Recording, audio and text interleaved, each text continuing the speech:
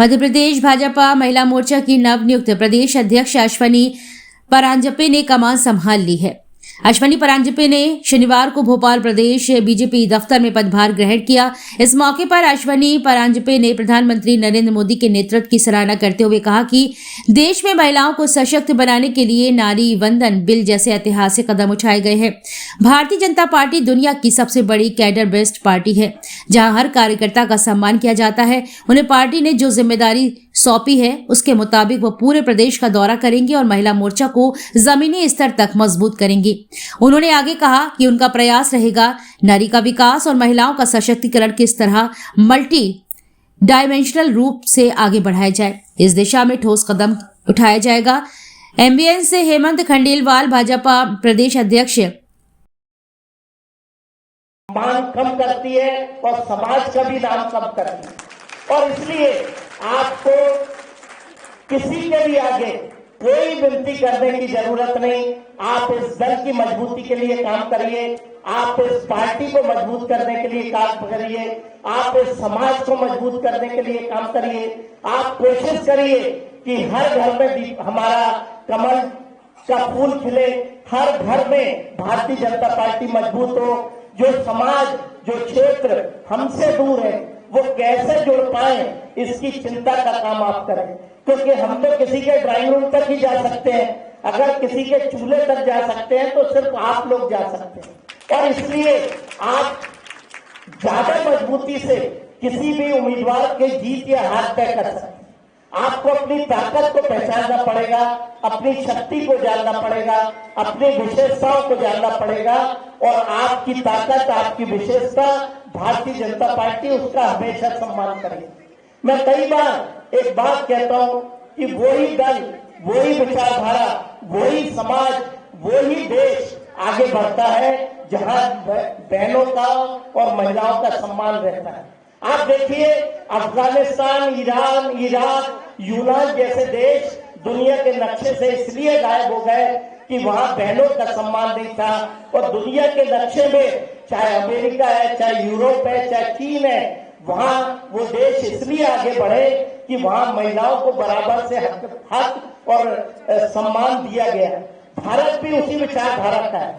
आज हमारे समाज में बहनों का जितना सम्मान है शायद ही किसी समाज में नहीं रहता, और इसलिए मेरा आप सबसे अनुरोध है कि आप तो अगर घर से निकल के काम करती हैं तो पहले घर का काम निपटाती हैं और उसके बाद समाज का और पार्टी का काम करती हैं। हमें तो ये भी नहीं मालूम कि किचन में क्या रहता है और ड्राइंग रूम में क्या रहता है। महिलाएं अगर राजनीति में है तो मैं उन्हें प्रणाम इसलिए करता हूं कि वे घर की जिम्मेदारी के बाद समाज और राजनीति करती हैं, तो उनका योगदान को हमें जितनी भी तारीफ की जाए कम है, हमें उनका जितना भी सम्मान किया जाए उतना कम।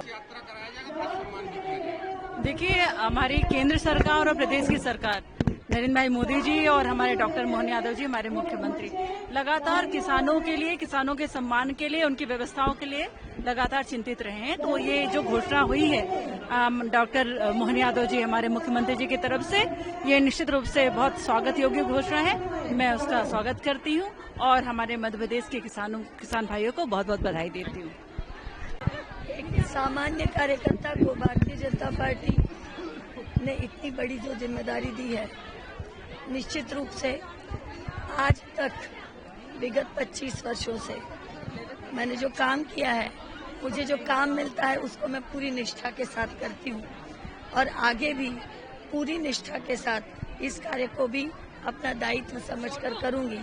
शीर्ष नेतृत्व और प्रदेश नेतृत्व को इस दायित्व के लिए मैं बहुत बहुत धन्यवाद देती हूँ। जैसा कि मैंने अभी कहा कि कार्यकर्ता निर्माण से राष्ट्र निर्माण, इस संकल्प के साथ हम आगे बढ़ेंगे।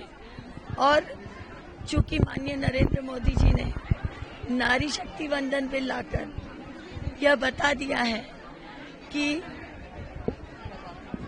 बहनें कैसे आगे आ सकती हैं और कैसे बहनों को अवसर मिल सकता है, और वैसे भी हमारी संस्कृति तो वही है कि यत्र नार्यस्तु पूज्यन्ते रमन्ते तत्र देवता। तो हम सब इस भाव के साथ कैसे बहनों का मल्टी डायमेंशनल डेवलपमेंट हो सकता है, इस पर काम करेंगे और कैसे सर्वांगीण विकास के साथ हम नीचे तक भारतीय जनता पार्टी को प्रत्येक बूथ तक कैसे ले जा सकते हैं और आने वाले समय में इस महायज्ञ को, जिसमें महिला आरक्षण आने वाला है, इस महायज्ञ को कैसे हम भली भांति कर पाएंगे, इस पर हमारा फोकस रहेगा।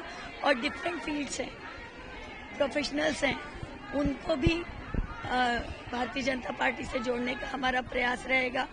जैसे कि महिला फॉर हेल्थ, महिला फॉर लीगल एड, महिला फॉर सेवा, महिला फॉर कल्चर, इस प्रकार से कैसे हम नीचे तक अलग अलग फोरम्स पे काम कर सकते हैं, ये हमारा प्रयास है। आप महाकौशल से आती हैं, क्या आपको नेतृत्व संतुलन भी साधने की कोशिश की गई? महाकौशल कहीं पहले पिछड़ता नजर आता था संगठन की तरफ। देखिए, मैं एक बात जरूर कहूंगी कि इसके पहले दो प्रदेश अध्यक्ष महिला मोर्चा की महाकौशल से रही है।